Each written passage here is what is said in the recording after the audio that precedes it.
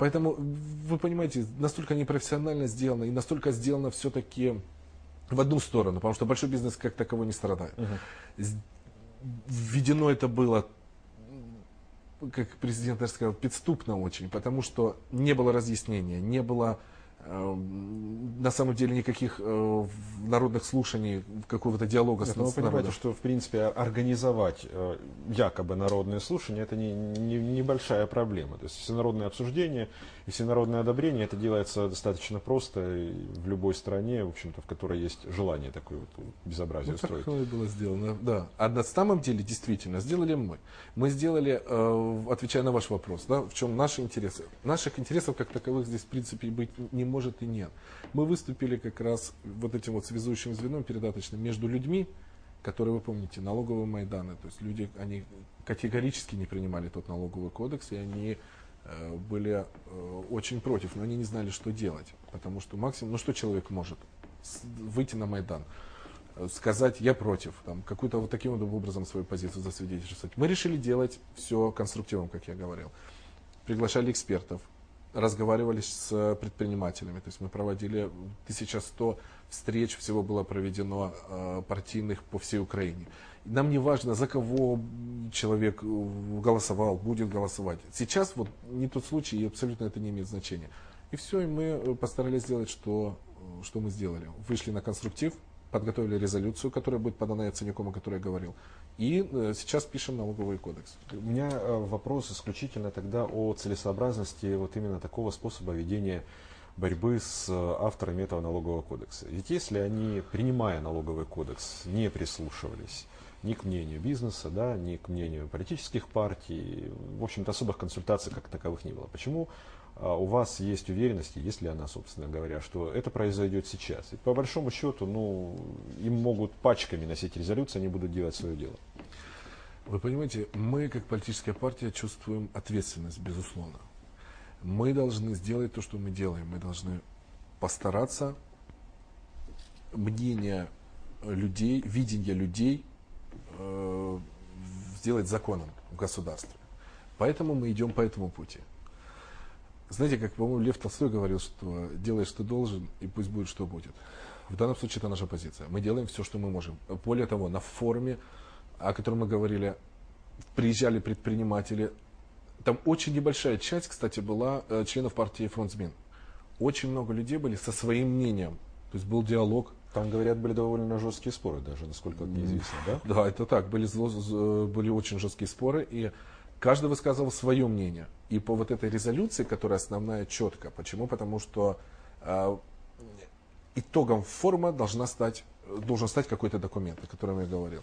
Высказывали, голосовали, была полемика, диалог был, он не затянут, неправильное слово затянут, но время, конечно, безусловно, потрачено было много. И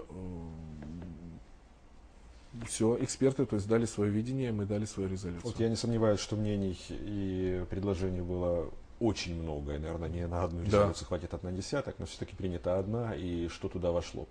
Туда вошло. Мы первые наши требования, те, которые основные требования сейчас. Первое, во-первых, мы хотим инициировать упразднение налоговой милиции. Это основной ход и достаточно жесткий ход. Потому что налоговая инспекция, нет вопросов, налоговая милиция не нужна. Мы хотим... Почему? К сожалению, любые изменения в налоговом кодексе, все что угодно можно сделать. Даже тот грузинский перевести, о котором я говорил, не будут иметь абсолютно никакой силы, не будет работать, пока не будет высечена коррупция. Вот я теперь понял, да, мостик, почему, упоминая Грузию, начали с коррупции, да. Почему сказал милиция, да, безусловно, потом, да. Первая налоговая милиция. Раз. Да. Запретить УБЭП и милиции. Я говорю, неважно, это по кто будет заниматься экономическими преступлениями? Нет, не упразднить милицию, запретить проверку предпринимателей, потому что мы столкнулись с тем, кстати, это был вопросом полемики на форуме, было предложение упразднить налоговую милицию. Тут же сразу встали, по-моему, из Чернигова, из Одессы, сразу были, высказали эксперты свое мнение и говорят, подождите, вы ничего не решите, убрав налоговую милицию. Потому что милиция простая, МВД, они занимаются очень даже успешно занимаются проверками предпринимателей, и вы ничего не решите. Поэтому их нужно в том числе отстранить от этого, потому что мы, первое, я так, чтобы по пунктам, чтобы все успеть. Следующее, мы хотим инициировать ввод штрафов для налоговых инспекторов, потому что проблема в том, что нет, у нас ответственность с одной стороны только. Предприниматель не вовремя сдал отчет, виноват, некорректно сдал, виноват и так далее. То все время у нас получается в одну сторону только работает законодательство.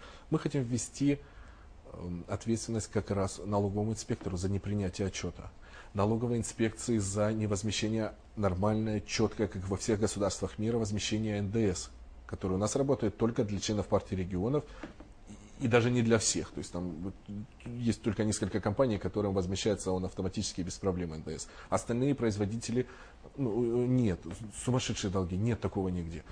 Я даже не хочу сейчас упоминать вопрос инвестиций, потому что много компаний, вы знаете, мы никогда в жизни к вам не придем, потому что не можем мы с этим налогом, с этими налогами, с такой нагрузкой, с такой коррупцией работать в Украине.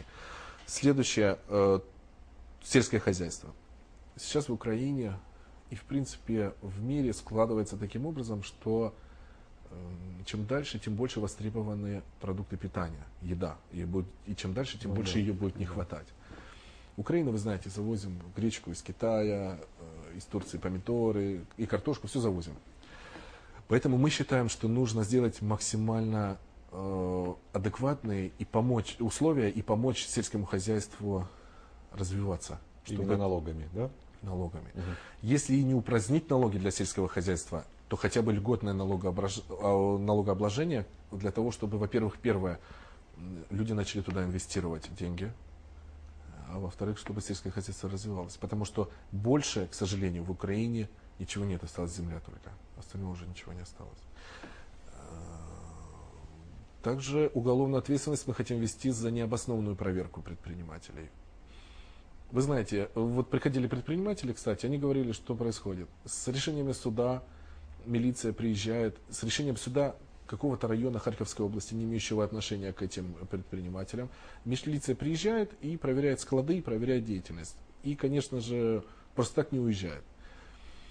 И предприниматели говорят, что мы можем сделать? Есть решение суда и так далее. Это специально вот такие, знаете, скользкие моменты, они сохранены. И в принципе, ничего не заставляет думать, что это прекратится. Поэтому нужно высечь коррупцию, то, что я говорю, основные пункты, и дальше идти по пунктам. По снижению налогов мы считаем, что нужно снизить НДС до 18% с 2013 года до 15% и так далее. И в обязательном порядке налог на прибыль до 18%.